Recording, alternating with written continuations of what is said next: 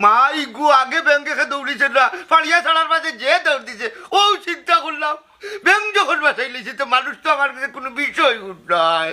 ও ওটাই ভাই, আশরাফুল মাখলুকাতের মাঝে মানুষ হইল শ্রেষ্ঠ, শ্রেষ্ঠ জীব। তুমি মানুষের লোকে ব্যাংরে মিলাই রানি। আমারে মনে হয় গারু ব্যাংক বাপি লাইছিল ব্যাপারটার করার ব্যাপার।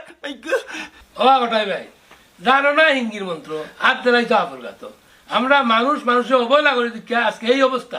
যে আল্লাহ মানুষরে এত সম্মান দিয়া শ্রেষ্ঠ জীব হিসেবে দুনিয়াত পাঠাইছেন, কিন্তু এখন আমরা সমাজের কিছু ডাক্তার সকল আছেন, এরা যেভাবে চিকিৎসা করেন এত অবহেলা করিয়া বোঝা যায় এরা মানুষের চিকিৎসা করেন না, গরু ছাগলের চিকিৎসা করেন। না রে বা শফিকুল, সুযোগ হইয়া বুঝছো আমার বেজ্জত করায়।